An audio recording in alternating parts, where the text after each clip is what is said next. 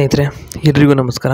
ನೋಡಿ, ಮಾನಸ ಅಂತ ಹೇಳ್ಬಿಟ್ಟು ಇವ್ರದ್ದು 30x40 3 BHK ಒಂದು ಹೋಮ್ ಇದೆ, ಬಾಡಿಗೆ ಕೊಡ್ತಾರೆ ಇವರು. ಮನೆ ಮುಂಭಾಗ ಒಂದು ಟಾರ್ ರೋಡ್ ಇಲ್ಲ ಅಂತಕ್ಕಂಥದ್ದು ಒಂದು ಸಮಸ್ಯೆ ಬಿಟ್ಬಿಟ್ರೆ ಇನ್ನೆಲ್ಲನೂ ಕೂಡ ಚೆನ್ನಾಗಿದೆ. ಸಿಮೆಂಟ್ ರೋಡ್ ಇದೆ. ಆದರೆ ನೋಡಿ, ಪುತ್ತೂರು ಇವ್ರದವರು ಚಿಕ್ಕ ಮನೆ, ಆದರೆ ಸ್ವಂತದ್ದು ಮನೆ ಇದೆ. ಮನೆ ಮೇಲೆ ಹಾಗೂ ಕೆಳಗೆ ಮನೆ ಸೇರಿ 3 ಬೆಡ್ರೂಮ್ ಇದ್ದಾವೆ. ಕೆಲಸ ಬಂದ್ಬಿಟ್ಟು ನೈಟಿ ಹಾಕ್ಕೊಂಡು ಮನೆ ಕೆಲಸ, ಕಸವನ್ನು ಗುಡಿಸೋದು ಅಷ್ಟೇ. ಮನೆ ತಗೊಂಡು 1 ವರ್ಷ ಆಯಿತು. ಸ್ವಲ್ಪ ಮಳೆ ಬಂದಾಗ ಸೋರುತ್ತೆ, ಅಷ್ಟು ಬಿಟ್ಟರೆ ಇನ್ನೇನು ಸಮಸ್ಯೆ ಇಲ್ಲ.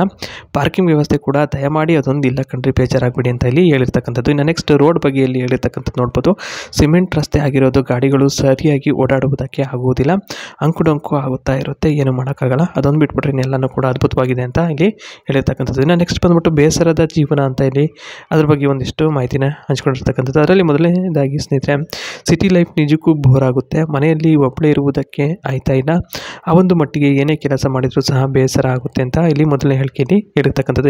ಎರಡನೇ ತಂದ್ಬಿಟ್ಟು, ಅಡಿಕೆ ಗಿಡ ತಂದು ಹಾಕಿ ಇಲ್ಲಿಗೆ 5 ವರ್ಷ ಆಯಿತು, ಇನ್ನೂ ಸಹ ಫಸಲು ಬಿಟ್ಟಿಲ್ಲ. ಅಪ್ಪ ಯಾವಾಗಲೂ ತೋಟ ಅಂತಲೇ ಇರ್ತಾರೆ. ಅಲ್ಲಿ ಒಂದು ಶೆಡ್ ಸಹ ಹಾಕಿ ವಾಸವಿದ್ದಾರೆ.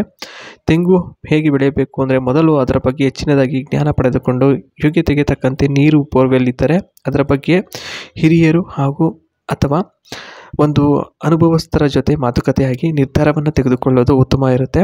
ಒಂದು ಚಿಕ್ಕ ಸಲಹೆ ಇವ್ರ ಕಡೆಯಿಂದ ಅಂತಕ್ಕಂಥದ್ದು ಇಲ್ಲಿ ಬೇಸರದ ಒಂದು ಜೀವನದ ಬಗ್ಗೆ ಇಲ್ಲಿ ವ್ಯಕ್ತವನ್ನು ಪಡಿಸಿದ್ದಾರೆ. ಸ್ನೇಹಿತರೆ, ತಮ್ಮ ಅಭಿಪ್ರಾಯ ಏನು ಸ್ನೇಹಿತರೆ ಈ ಒಂದು ಬೇಸರದ ಜೀವನದ ಬಗ್ಗೆಯೂ ಕೂಡ ಒಂದಿಷ್ಟು ಕಮೆಂಟ್ ಮುಖಾಂತರ ತಿಳಿಸಿಕೊಡಿ.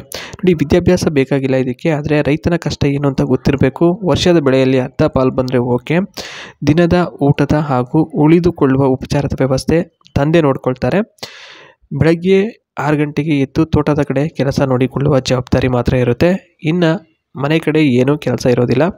Land for rent for years ಅಂದರೆ ಒಂದಿಷ್ಟು ವರ್ಷದವರೆಗೂ ಕೂಡ ಇವರು ಈ ಒಂದು ಮನೆ ಹಾಗೂ ಮತ್ತು ಜಮೀನನ್ನು ಬಾಡಿಗೆ ಕೊಡ್ತಾರೆ. ಓಕೆ, ಬಾಯ್.